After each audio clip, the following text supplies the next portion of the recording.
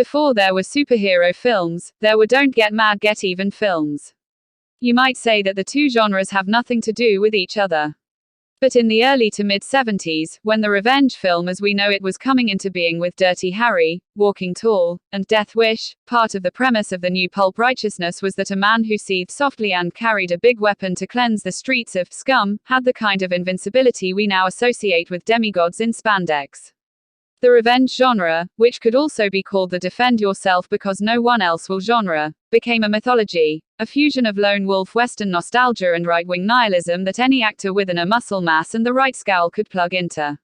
Sly and Arnold, Chuck Norris and Steven Seagal, Bruce Willis, they all, in a way, played variations on the same character, the ruthless bruiser who could never be defeated because he had the wrath of nobility on his side. His squint of cool rage was the only superpower he needed. Which brings us to Bob Odenkirk. You might say that Nobody, in which the wily star of Better Call Saul and Breaking Bad plays a glum suburban drone who gets in touch with his inner thug-bashing badass, follows every rule of the genre. It's got a hero who starts off as a workaday family man, with a nice wife Connie Nielsen and two nice kids. Then he's attacked by criminals in his own home after which he starts to play dirty, give in to his death wish, and walk tall. It's in the middle of the night that a pair of robbers slip into the house.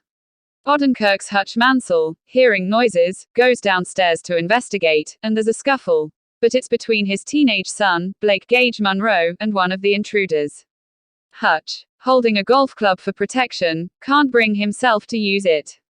The robbers leave, but Hutch finds himself being called a wimp. By who? By the cops, his son, and his macho neighbor. By everyone who hears about the incident.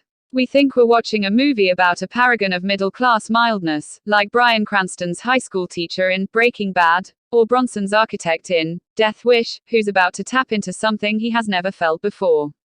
But then Hutch, in a moment of existential meltdown, takes a midnight bus ride, and the bus is soon occupied by half a dozen Russian goons looking for trouble.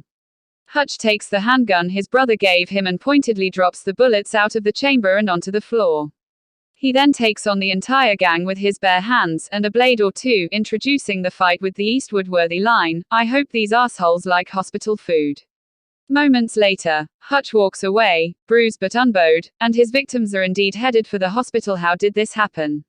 Hutch, it turns out, was never what he seemed. He's got quite a backstory.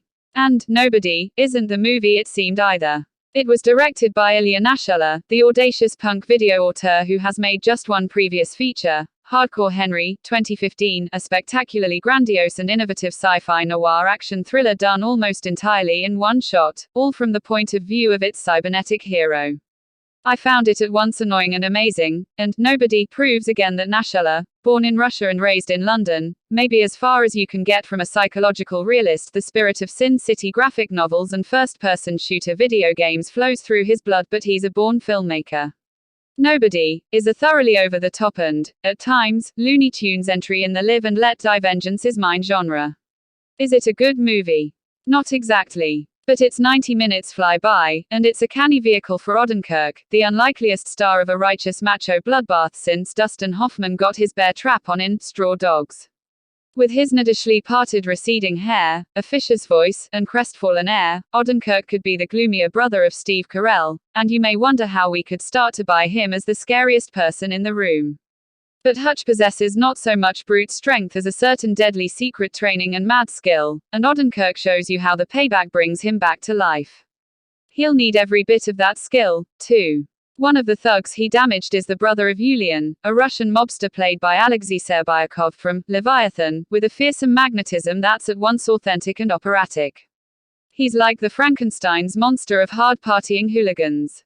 The plot of Nobody is, in a word, preposterous, but Odenkirk's conviction makes it work, as does the deranged twist of having Hutch team up with his retired FBI agent father Christopher Lloyd and adoptive brother RZA.